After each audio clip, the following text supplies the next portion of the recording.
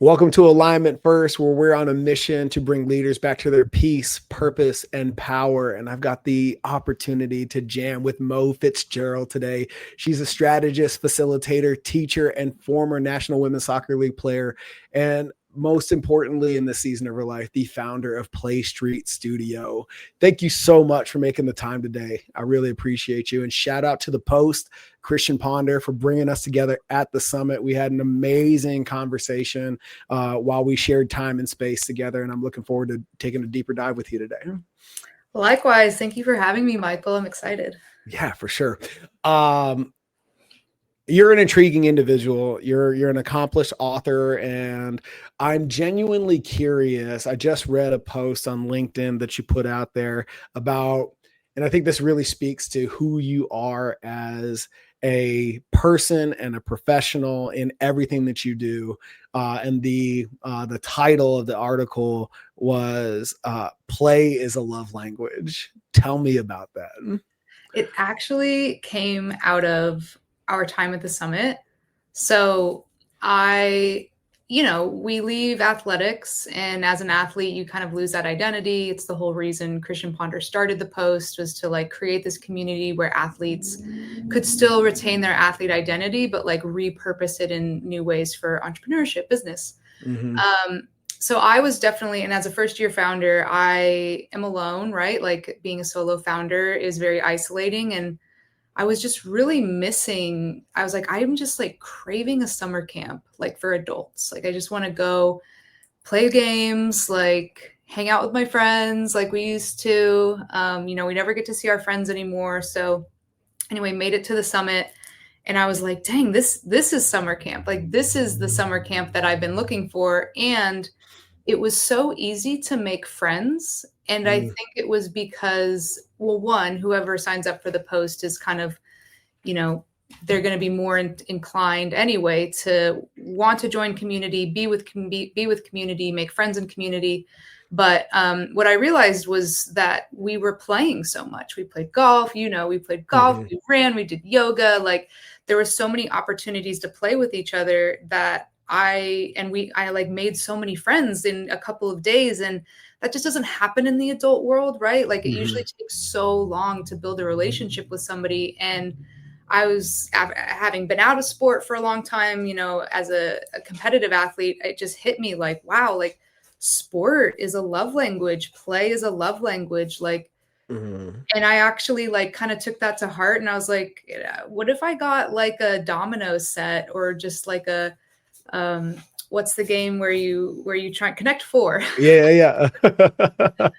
What if I just got a Connect Four and left it on the dining room table for my husband and I to play with?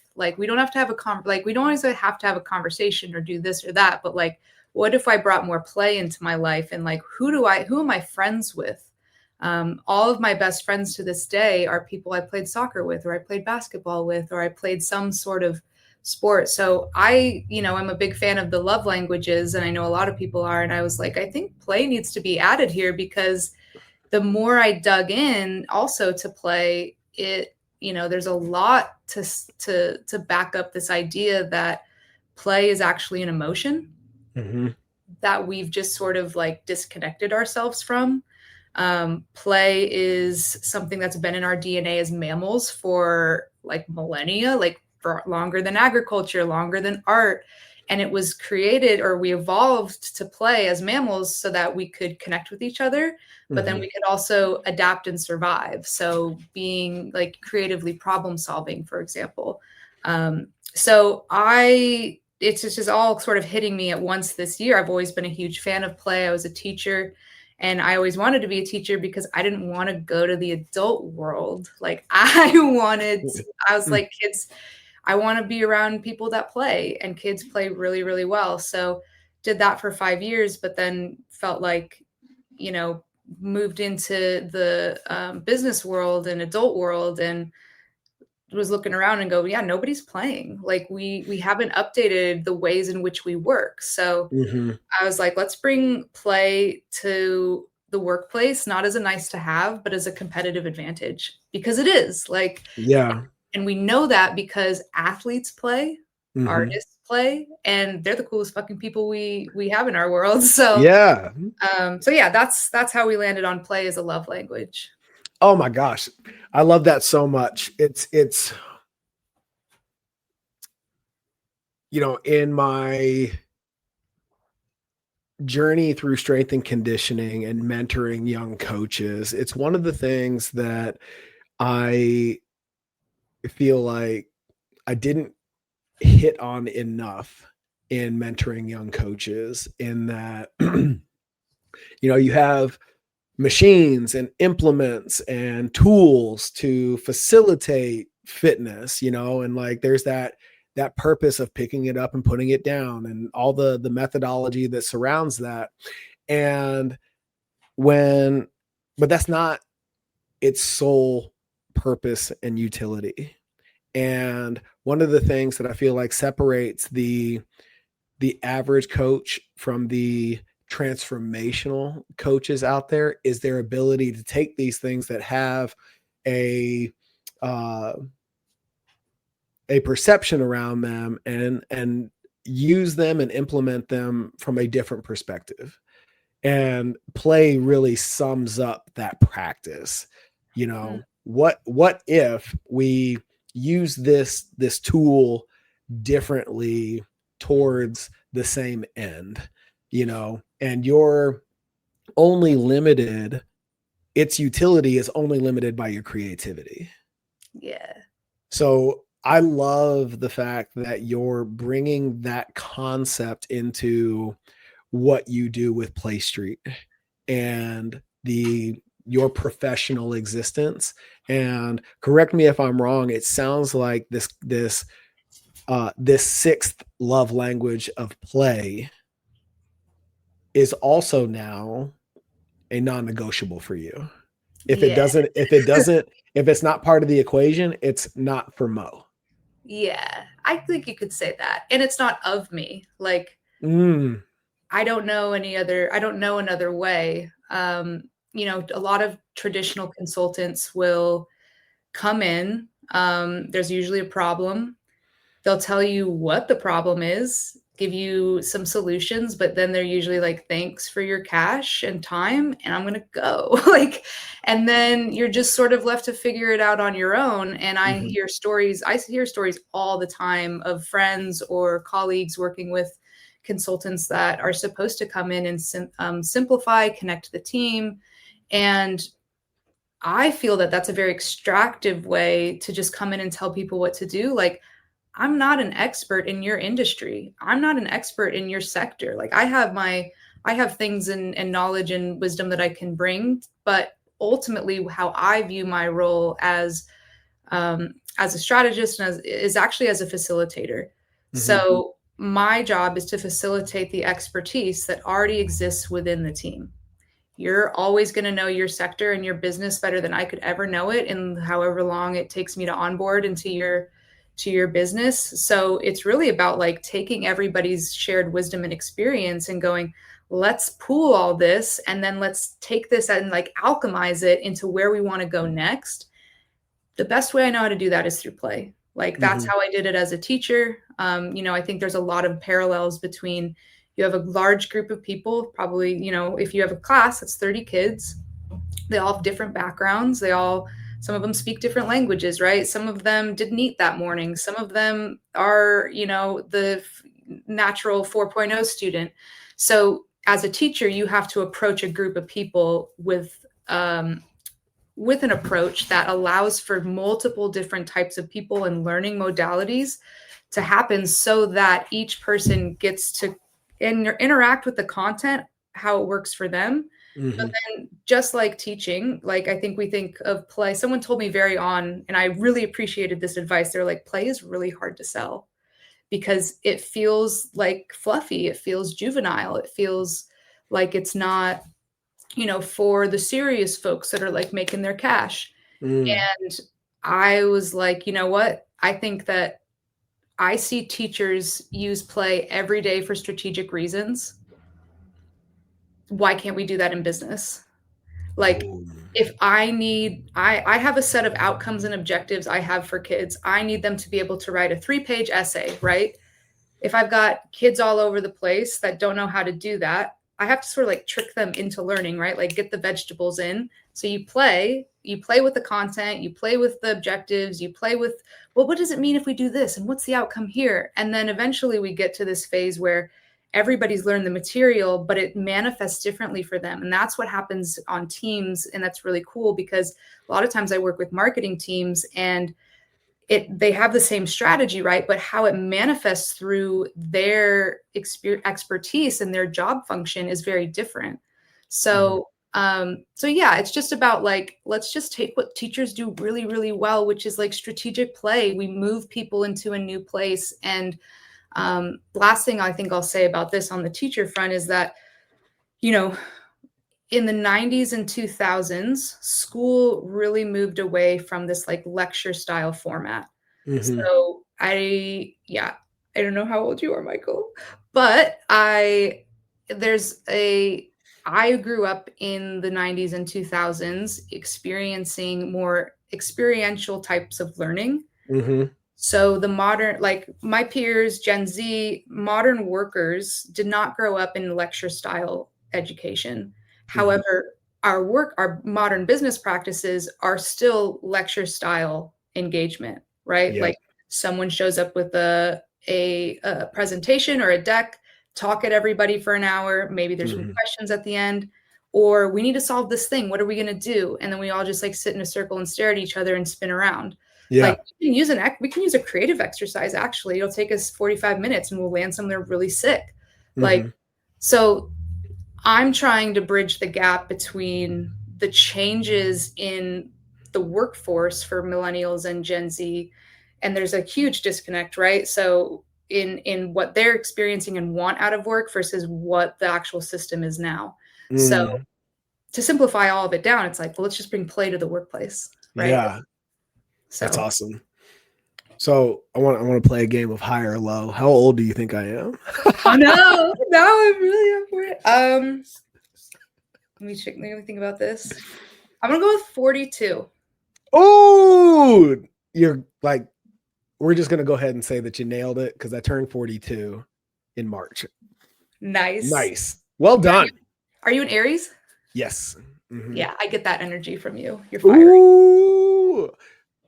All right, put a pin in that. We're gonna no, because I feel like this mechanism of play. There's a spiritual, astrological, esoteric component to this philosophy for you. It is so much, and if I'm off base, call me out.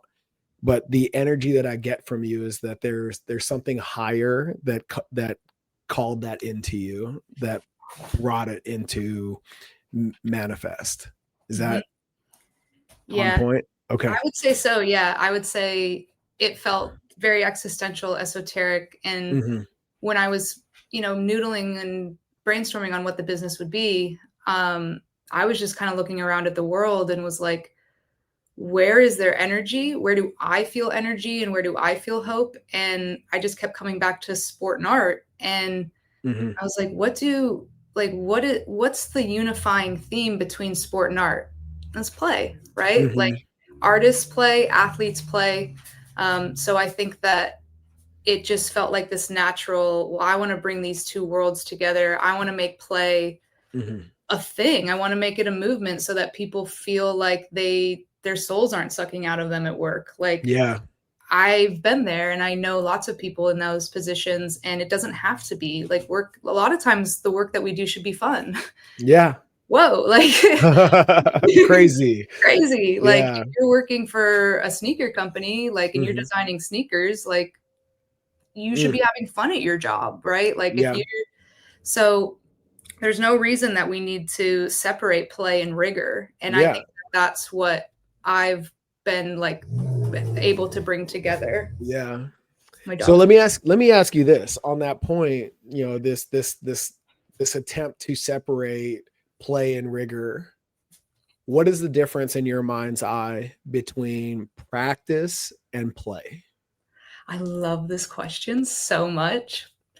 No one's ever asked it, but I love it because as a player, when I played soccer, I loved to train. Like when I first started playing with the Thorns, I told the coach when I wasn't on the team, I said, just let me come train. Like that's all I want to do. I'll be free. Like don't worry about it. Don't have to pay me. You don't even call me by my name. Like he would call me by someone else's name half the time. And I'm not kidding. Like so I love to train, and I think that, and I know that creativity is actually a practice, right? Like play itself is a practice because we have that, like it's in our DNA to have that, but we have to like keep the muscle going, so to speak. Mm-hmm. And I do link creativity and play pretty strongly. And I'm also a creativity coach and went through an extensive training last year to really understand the creative process more. And one thing that just I always reiterate to groups that I work with is it's not about the outcome. I know we're outcome and results driven, but when you're in the creative play process, it's actually about the practice and being so present in whatever you're doing that, and bringing your full attention, bringing your full energy, bringing your passion, bringing your joy, and then the result will develop itself. It will deliver itself. But if you aren't process oriented, if you aren't holding the space for play, if you aren't holding the space for creativity and like having processes that, it can be simple too. At the beginning of every team meeting, we ask each other, we say 5 what ifs. What if this podcast breaks records? What if this podcast becomes a life changer for half the world? What if I make it to the World Cup? What if, we make $1 billion and we're on Oprah next year? Like just playing with what ifs, like that's a creative exercise. It takes 5 seconds. But if we don't hold the space for it, then I think leaders tend to look around and go, why aren't we being creative? Like we're not differentiating, like we're not different from our competitors. And it's like, well, we didn't practice being creative. Right. We didn't practice playing. So if you don't practice it, it's not just going to like appear all of a sudden. You might get a couple good ideas, right? And I think people are really talented, especially in like high performing roles that are in marketing, and they're amazing storytellers. They're amazingly talented. And it's like, imagine how much more amazing it would be if your team actually was creative together and played together and like became a real team modeled after sport. We can sit all day in the locker room and talk about tactics and strategy and this and that, but it's like, it makes sense when you go on the field, right? And you connect with your teammates when you're on the field. So yeah, that's kind of how I have been viewing it in terms of bringing play to the workplace. And what kind of reception are you receiving from these organizations that you're working for? Are you met with like, holy shit, that is newfound and a completely different way of looking at it, let's give it a shot? Or is it like, you're going to have to prove it to me first? Yeah. It's been a really interesting journey in starting this because how do you sell play? But I'd say most, if not all, are pretty receptive. If they take the phone call with me, right, and if they get on a call or we get on a call, and it's interesting because I'm finding that the most innovative organizations are actually the most excited about this, which excites me, right? Like I want to work with high performers in really innovative spaces. So, for example, one of my favorite clients of all time, I work with Nike LA, and they have a small but mighty team what's really unique about the city teams for Nike is that they're on the ground and they're really connected to the athlete and the consumer. So they get to, they did this amazing activation. It was called Run with Heart. And they had Kevin Hart in the middle of like the highway in Los Angeles, not legally, like don't tell anybody, but it's a podcast. But they made like a glass box with a treadmill in it, and Kevin Hart's like running in the treadmill to like promote this activation basically. So they're doing like really interesting fun things. They did like the Megan Thee Stallion Hottie Walk. They did the After Dark 5K last year, which was like really amazing really amazing activation where, women don't feel safe running at night. So let's hold a whole race for women after dark. And we're going to call it Nike After Dark. So they're doing really creative things, and they have a decade of sport coming their way between the World Cup, between NBA All-Star. They've got the Olympics in 2 years. So, they really need to build up their team culture and their creativity, and they're hungry for it. Like one of my favorite exercises that I created for them specifically was, okay, if Kobe Bryant, Kobe's their muse. If Kobe walked in right now and gave this team advice on what it needs to be a high performance culture, what would he say? And it was cool to see the responses, right? Like one person said, like, stay in the gym. Like Kobe would tell you to stay in the gym, like be on your craft, like be on your shit. And then the other half of this exercise was, what would Virgil Abloh tell this group to have a super highly creative culture? Like what would the artist tell you?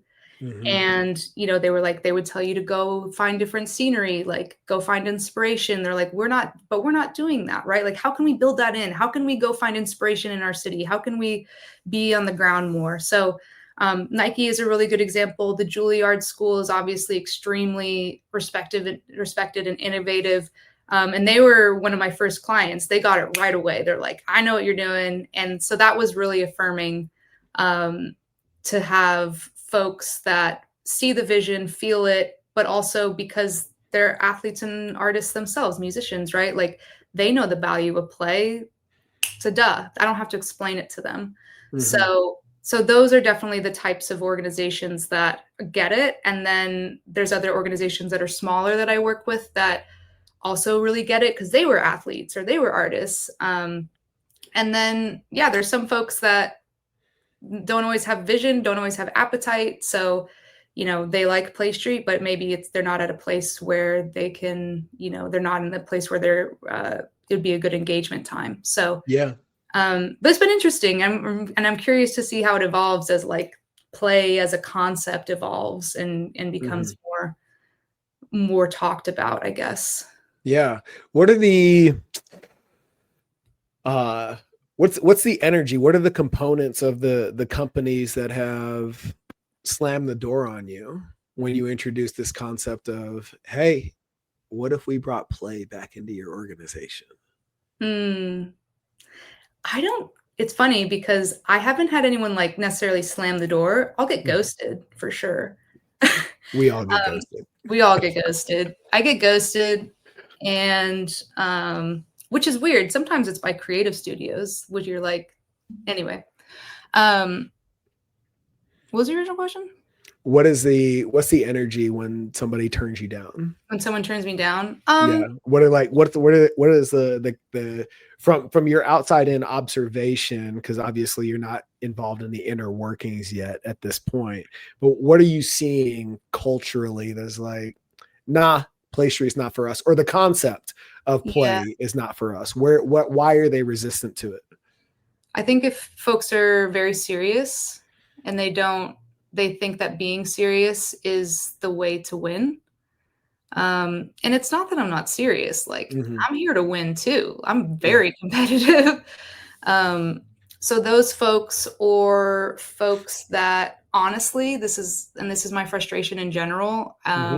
But people that aren't present, like I'll be on a call with someone and I can tell that they're typing and I can tell that they're doing this and that. And if that's the energy they're giving out, like, of course they're not going to understand and engage fully. I always try and be full, like, do not disturb, nothing else is up when I'm on a call with someone, because that's one of my workshop rules. It's number one, be here now, So if you can't engage fully in just a conversation, I don't think you're going to be willing to engage with your team with protected time, where you're not going to have your phone out for a couple of hours. So it's interesting. We'll see if more people slam the door. I keep telling myself, like, the more no's you get, the better, because you're putting it out there. Oh, all day long. To your point about play and practice, I always look at it from a perspective of, it's just another rep. Yeah. Like I am one rep better than I would have been if that interaction, however which way it went, didn't happen. I like that. And that has been really empowering in my client creation process, to the extent that as we move forward with Next Level, my partner Joanna and I, it's rather than explain this integrative process and how we coach, I'd rather just give it to you. Mm. Let's get on the phone. Let's solve a problem. Let's create momentum. Let's move the needle. Yeah. And if that energy is something that you want to move forward with, awesome. It's not a waste of my time, because very selfishly, I'm better as a coach because I'm getting first exposure to whatever it is that you're dealing with. 100%. And then also you're benefiting from that process. Hopefully you're willing and open enough to it for that movement to occur. So we both win. Mm-hmm. Whether we engage beyond this, zero obligation, but we are both, there's a win-win in this interaction. Yeah, I love that. I love that approach. And I think the best marketing is to be helpful. Oh yeah. Mm-hmm. Like, Well, that was one thing that I experienced, and I've gone above and beyond to communicate this to Christian, because I know this is what he's nailed with the post. Is everybody in that room, everybody that I've engaged with prior to, during, and since the summit, is service forward first and foremost. Like genuinely curious around what is it that in my toolbox or resources that I have access to can help you move your thing forward. mm-hmm. Right. Mm-hmm. And while we're all sharing ideas and talking about these things with in a very judgment-free environment, it's also, ooh, who do I know? Who can I introduce you to? What guidance can I give you to move that thing forward? Mm-hmm. And that is incredibly rare. Yeah. My dogs are gonna lose it in a second. That's okay. Brad, will you get the dogs? Thanks. Everybody say bye to Maple and Migos. Bye, Maple Migos. Now the car alarm's going off, you can hear it. But no, the community service piece I think is so important. And that's what I'm also seeing in this generation. And I mean, it's across generations, right? Being purpose-led. Mm-hmm. But the community piece I see too in working with clients, like there's been a couple of recent pieces of work where the leader wants to come in and do something more strategic. They want to do something with inspiration. And the team is saying, we actually would just like some time to get to know each other. Mm-hmm. So I think community and connection and help. And what was very interesting from one of these offsites was, I did an exercise around player cards. So people had new roles and responsibilities. So let's, define those. And so they made their own player cards. And what people got out of it the most was not actually learning about themselves, but learning about other people. Mm-hmm. And they were like, we loved learning about other people, getting clarity about what other people do, learning about their lives.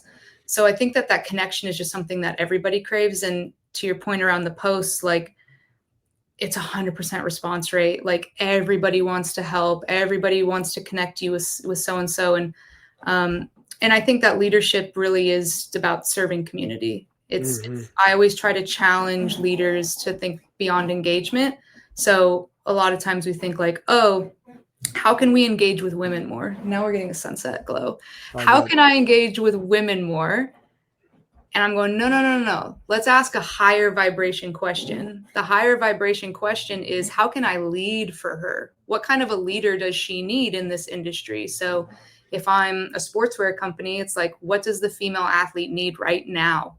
What does she need in 5 years? What does she need in 10 years? Not like, how can we grab her attention, but like, how can we be the leader in the sector so that we create a new place for her, basically. Like she's accepted into this world in a way that, like, to keep going with the athlete example, like women don't see themselves in traditional athletics predominantly. So yeah, it's about creating the space and inclusivity, I think, for if you do have that sort of power to do it for the people around you. I think that, yeah, community building is honestly the direction brands are going, and will have to continue going down to stay relevant. Well, I 100% agree, you know, with as things are moving more and more, uh, you know, becoming more and more reliant on AI and the internet, you know, our access to each other has never been greater, but our confinement and isolation is also increasing in correlation to it, right?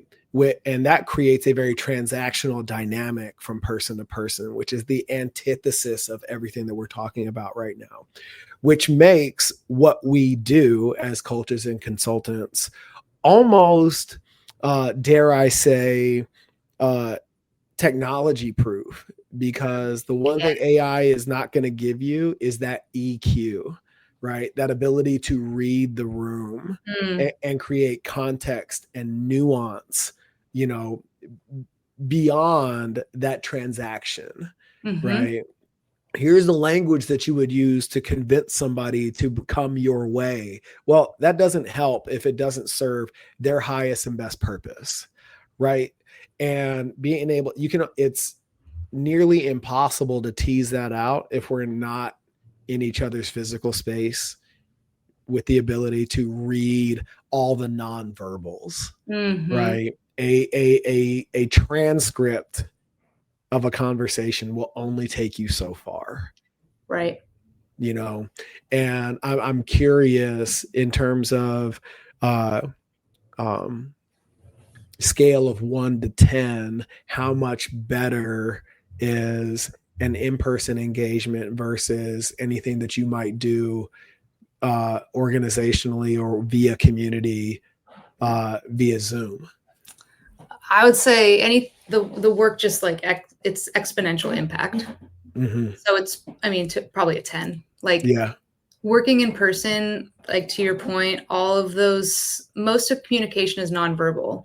A lot Mm-hmm. of a lot of play is nonverbal, Mm-hmm. right? Like so, and I think that we as the Western society have really like cut ourselves off from the body. And now Yeah. we have that even worse now because we're on Zoom all day and I only exist from here up Yeah. and you only exist from here up. And that Mm-hmm. just like takes away this whole experience of me, yeah, it's our bodies being in the same physical space together and experiencing something together. And there's real oxytocin and bonding that happens from that. Like science will tell you, like, this is real. So Mm-hmm. I always prefer in person. I've done Zoom and will continue to do Zoom just because it's a really cost effective way to also do this work. But and to your point, human facilitation, human coaching will never be taken over by technology. And that's, Mm-hmm. I feel that it's a very future proof job or vocation because it's, yeah, no computer is going to, you don't want to hire a computer to come in and facilitate a group of people about a problem. Mm-hmm. They're not going to listen to it. They're not going to get the nuance. They're not going to get the emotional intelligence. They're not going to be able to read the room. So, yeah, I think that anyone that's thinking about getting into facilitation or trying to be future proof in some way, like Mm-hmm. definitely move in this way because nothing will replace that human one-to-one connection. It's there on Zoom, but it's just expedited and Yeah. it just blows up when you're in person. When you transitioned away from teaching, what was your evolution into consulting? Such a good question. I left teaching after 5 years. I was pretty burnt out. My Mm-hmm. mom was a special ed teacher for 30 years, so I was fully aware of this broken system. Never truly wanted to get into teaching because of that, but I love teaching. I love kids. I love making new curriculum. And yeah, I got to a point where I was pretty burnt out and was transitioning. So wanted to get out of teaching. A friend of mine who I've had for a long time, who we played soccer together, she said, "Hey, I think you'd be really good at this job. And yeah, do you want to come interview basically?" And I was like, "Oh, I'll do this for a year. We'll figure it out." Full transparency, didn't know what they did. Didn't know who my manager was for like the first 6 months. Didn't know I had a manager. Like You are so my people. I I'm was just going like, to go where the energy takes me and see what no, happens. yeah. we'll figure it out. That's always Yeah. been like, we'll just figure it out. And I feel that if you've ever been a teacher, you have every job after that is easy. Like, because I remember starting that job and looking around and being like, I can go to the bathroom when I want. I can go get a coffee. And I would finish my work by like 10 a.m. because when you're a teacher, you get 30 minutes in the morning to answer emails, do all your planning, do all your prep, do all your grading. Then you're on for all day. And then you're done and you're just like want to go comatose. Yeah. So anyway, that's a really long way to say teachers are like some of the best people to bring into your business. They're hungry, they'll teach, they'll learn, whatever. So then I was there for 5 years at this agency. We worked across sectors. We worked with Nike, Jordan Brand, Clinique, worked on things with Porsche, Masterclass, Patreon, Discord. It really just went all over the place. And that allowed me, a lot of it was market research based, but there a lot of strategy. And then I kind of started to carve out a niche within leadership facilitation. We would do offsites every once in a while with teams. And I kind of bullied my way in and said, like, give me the mic, basically. And so did that for a while and then did that for 5 years. And then the company kind of came to an inflection point. But I went off on my own and started Play Street. But what I really learned from that time was I had to learn to we were a startup. So I learned to do everything. And then the other piece was that because we worked across sectors, you had to learn a sector very quickly. And if I didn't know that, like, you research first, right? Like that's first stage. Like you research that sector. Okay, what's going on in the landscape? Okay, how can we position this one? So then that allowed for me to really get used to just like onboarding very, very quickly and understanding industries and positioning very quickly. So, yeah. And then I left and started Play Street, and that's how but I wanted to do the things I love, right? Like I wanted more facilitation, more strategy work, less market research. So, less marketing implementation. There you go. So yeah, that was sort of my journey. And I'll also say while I was teaching, that's when I was also playing for the Thorns, but I wasn't paid anything. So, because I was a woman 10 years ago and a professional athlete. So I was also teaching at the same time and juggling both. And yeah, I think I felt like I didn't have like I wasn't making money. So soccer wasn't sustainable. But then to the impact and community piece, like I felt like I could make an impact in the classroom and felt that there was more energy there rather than me continuing to pursue this dream that didn't feel like I wasn't going to be able to sustain it. Yeah. So yeah, that was kind of my journey in a complicated, overlapping way. Yeah. Yeah. What's the biggest curveball that entrepreneurship has thrown you since you started Play Street? Whoa. And then I want you to answer it because this is a really hard question. The biggest curveball. I don't know if it's a curveball, but I was talking to somebody about this recently, and like if we had known how hard it was or how much we were going to have to do when we started, we would have never done it. Really? Nah, I would have done it still. But it's just when you don't know, what you don't know is a nice place to be. Naivety is a nice place to be when you're starting out. And the more you get going, the more you realize you don't know what you don't like. You know what you don't know. And then it's trying to move into like, I know what I don't know. I know what I know. I know the people that will not. Like it just becomes this puzzle piece that you start to figure out. And I think what I'm coming to terms with, and I think a lot of folks struggle with maybe in entrepreneurship, is like moving from, okay, I'm going to retrofit like typically we retrofit ourselves into a work environment and into a position that's been created for us. And now when you're working for yourself, you go, what's my skill set and expertise? If I were to create a position that set me up for success, what is that? And then how do I build a team around me to support like my abilities, right? Like it's a weird twist. It's a weird flip.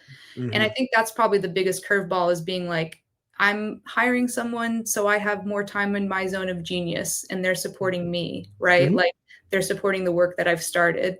So, and I know Play Street is beyond me. It's not, I don't want to identify too much with it as a person, but it's your baby, it feels like yours. So what is yours, Michael? The coming around to this is actually the work that I've been doing for me, on me in 2025, and that I'm taking with me into 26. And it was the curveball I didn't see coming was realizing, accepting, and understanding that for a really, really long time I was solving the wrong problem for my highest and best use. Interesting. So what that looks like, look like? Yeah. So I've spent the last quarter century in strength and conditioning somehow, some way. Whether I was an apprentice at Gold's Gym in my hometown in high school, so I didn't have to pay a membership, to learning at the feet of Alan Hedrick, who was my strength and conditioning coach at the Air Force Academy. You know, my degree in health and human performance, being the training and standardization officer for my units in the Marine Corps, and then, you know, obviously opening a brick and mortar training facility for 12 years post. And over the course of the last 10 years, I really started scratching this itch around this idea that your fitness or lack thereof is really the symptom of the shit that you're avoiding in the other 23 hours of your day. And when I got really curious about solving those problems, the fitness became a byproduct of that solution. Interesting. Does that make sense? Yep. So where this comes to a head is if all we're focusing on, if the thing we're selling is fitness, it became a very difficult bridge to connect that leadership and character development component versus the reverse engineering of creating the identity, the habits, behaviors, patterns, and beliefs that support it. And then every goal is a byproduct of said identity compared to the goals that we're supposed to substantiate it in an old and outdated methodology of coaching. Does that make sense? Yep.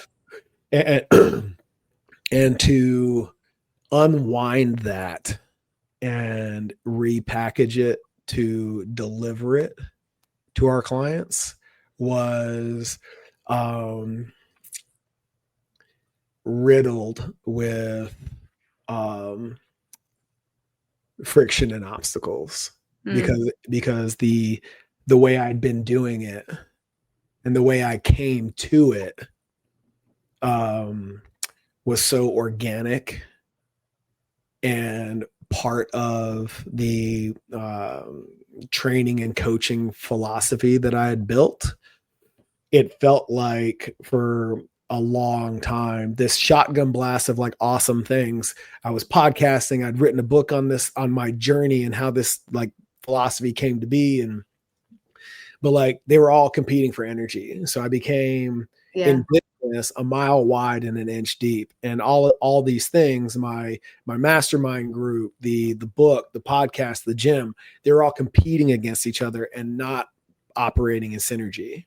And I had to step away a few years ago for 2 weeks and just be with myself, alone with my thoughts, on a mountain in a foreign country, and run out of all the intellectualization of it all, like the MBA way of doing this thing, you know, to come to like, oh, this is how all that shit stacks up. And this is a deliverable product and process that will result in the outcomes that we ultimately want for our clients. And the bitch of it all, when it was all said and done, I had to let the gym go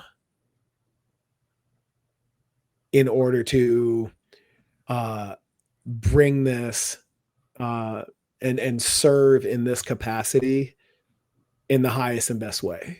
Yep. And, you know, one of the things that is really challenging in leadership and making these greatest good decisions is we've created this circumstance in Western society and as human beings that it has to be a dumpster fire in order for us to let it go. Right. This relationship has to be toxic. It's got to be abusive on some level for me to rationalize this decision. Right. And the truth is, it doesn't have to be bad to create the decision to let it go. It doesn't have to be a negative experience. I have nothing negative to say about my decade plus of brick and mortar ownership. Nothing. Right. And when you come to that inflection point, I love that word, by the way, that inflection point of, I can't do the thing at the highest level as long as I'm doing this, but this doesn't suck. Right. Fuck. Right. I'm totally with you. I'm tracking all of this. Yeah. And what it really comes down to, and the faster that you can get here, and I just spent this past weekend with my coach facilitating this exact mechanism. Where you have to get to, and this is a practice, because now when you see it, it's like, oh, cool, so much less emotional attachment. Like, I understand my calling, I know where I'm going, and I can't do it this way. Cool, decision made, let's go. Right. And still, like, being okay with all the friction that comes with these decisions. Right. I don't want to paint the picture that, oh yeah, you make this challenging decision, everything's roses. So like, no, the universe has a real natural tendency to introduce friction first. It's like, oh, do you really believe that? Do you really want to do this thing? Is that really the direction you want to go? Right. So amidst all of that, when you pierce the veil in practice enough, it's so much easier to reconcile these decisions, and you're looking for, like, how much better am I able to deliver this service and purpose without this, compared to how hard I've been making it trying to hang on to it. My capacity and bandwidth is so limited, right, because of this, as opposed to how much better I would be as a coach without it. Yeah. And playing how much better do I want to be in service and calling and mission and vision, compared to how stunted is that by virtue of trying to continue to do it the old way. Right. Does that make sense? 100%. And what's showing up for you as I describe all of that? All of it. Like, we're brought up, especially as athletes, to be like, just push a little harder. Like, you have it in you, like, do that extra set, do that extra rep. And the reality is, and I think athletics is obviously moving in a different direction. It's about holistic. It's about the whole person now. And part of that equation is rest.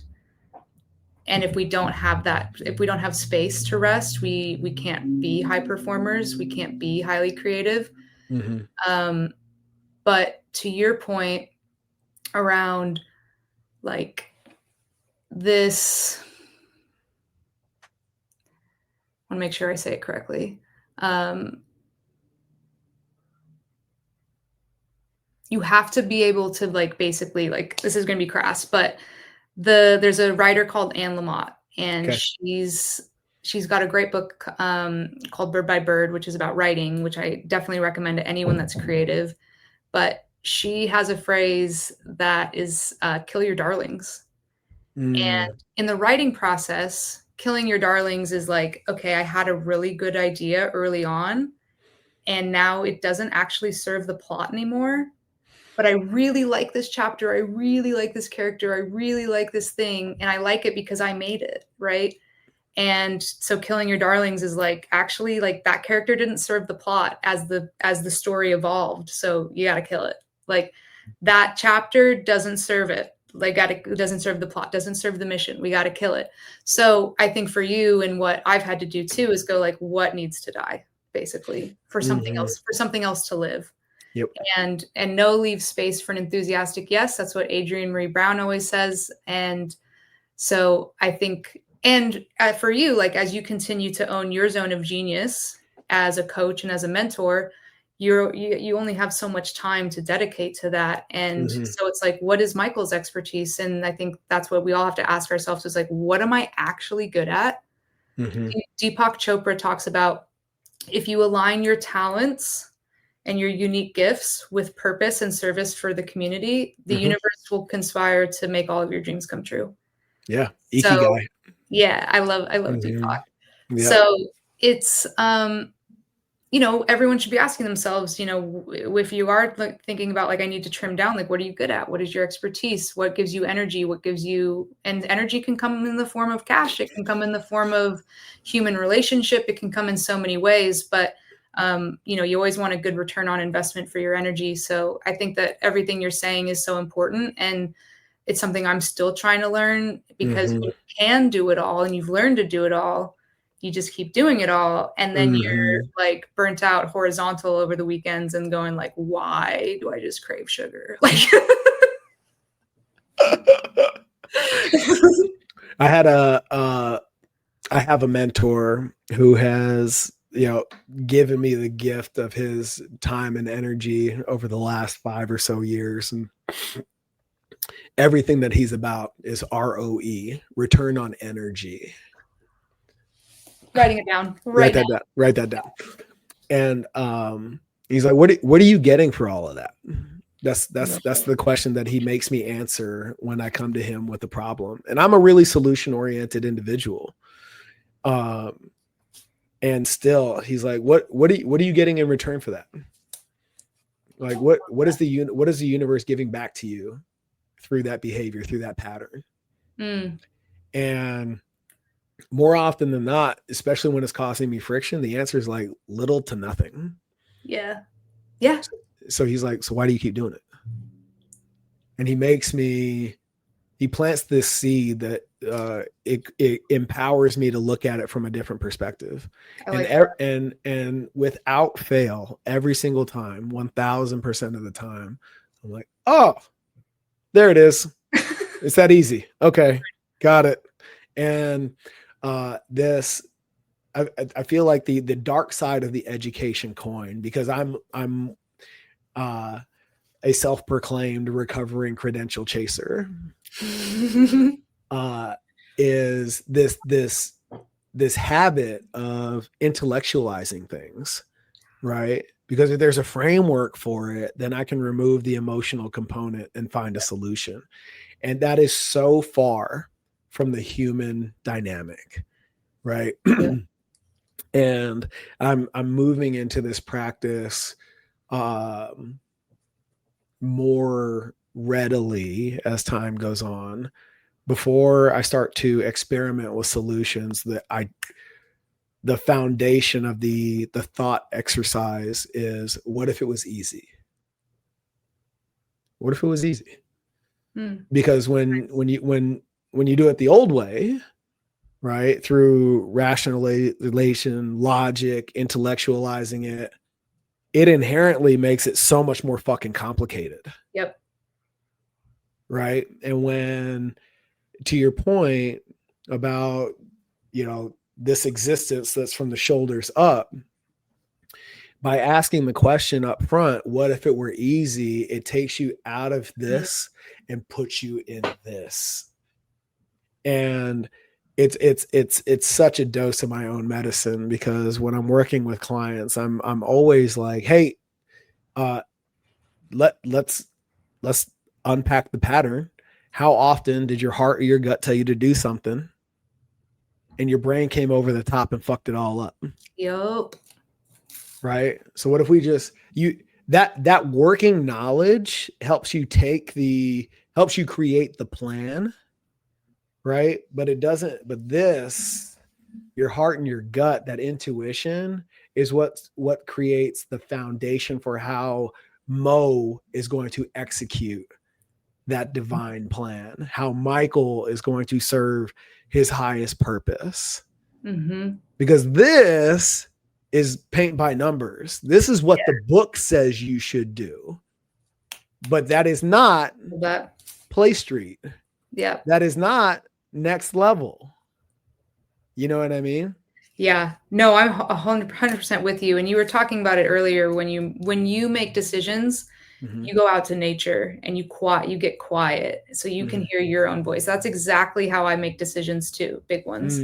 Go out in nature, bring my journal and get quiet so that I can actually hear my voice. I think a lot of us think intuition or ideas come in this like big like flashing lights, like Hollywood sign. And it's actually like a very small whisper that you have to create the space for to listen to.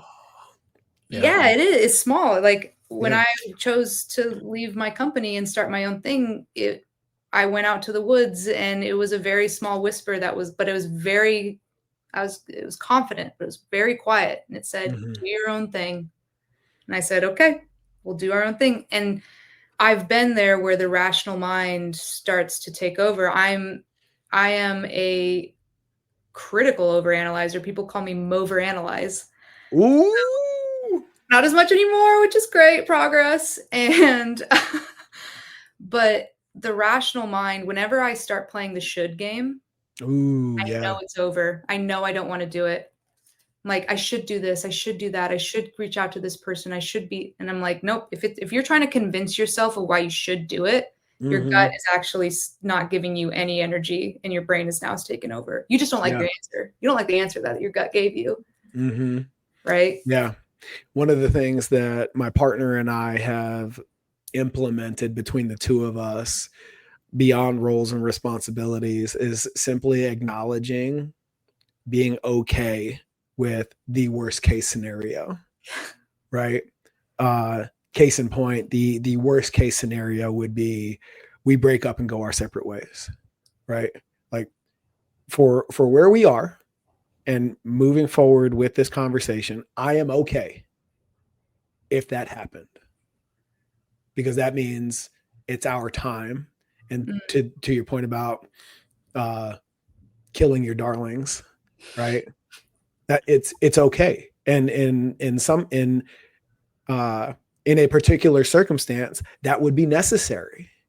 Yeah. Right. And it gives you the freedom to explore everything south of that worst case scenario. Now you have freedom. You've acknowledged where the edge is and you can get real close to it and play full out, as opposed to this unspoken, like, oh wait, this is what I think the worst case scenario is. Is that what he thinks the worst case scenario is? What, now you're playing with kid gloves because you don't want to push each other over. Right. And you're not having the conversation. And you're not playing. You're not playing. Yeah. You're not playing. Yeah. You're on the bench. Yeah. Yeah. No, I love that. Yeah. This has been such a lovely conversation. Like it's given me so much energy. Like what an ROE. Yeah, there you go.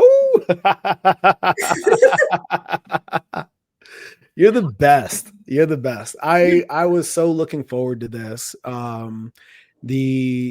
Your outlook on performance, on goal attainment through the process of play, I feel like is unique and is so much needed in the workplace now more than ever. And what you're talking about is not like Google, where we're just going to put a foosball table in the fucking break room and everybody's going to have that's not what we're talking about, right? That's recreation. What you're talking about is the practice of play. And it's so unique that practice of creativity is necessary to make it cultural.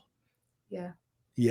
So I appreciate everything that you're doing through Play Street, and I want you to know that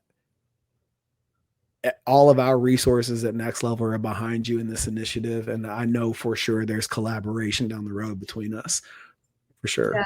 No, I appreciate that so much, Michael. Like I'm so glad that we got to talk at the post summit and just hearing about your journey and everything that you're doing in service. Like I feel like you are a well of energy, just abundance. And it's so cool to just get to have the conversation with you and come on here and talk about some of these things. So I just appreciate you and your work, and I appreciate you, championing Play Street. Like it's a new concept, but an old one at the same Yeah, time. 100%. Well, we're in that evolution, if believe in the stars and the cosmos, where the old is becoming new again.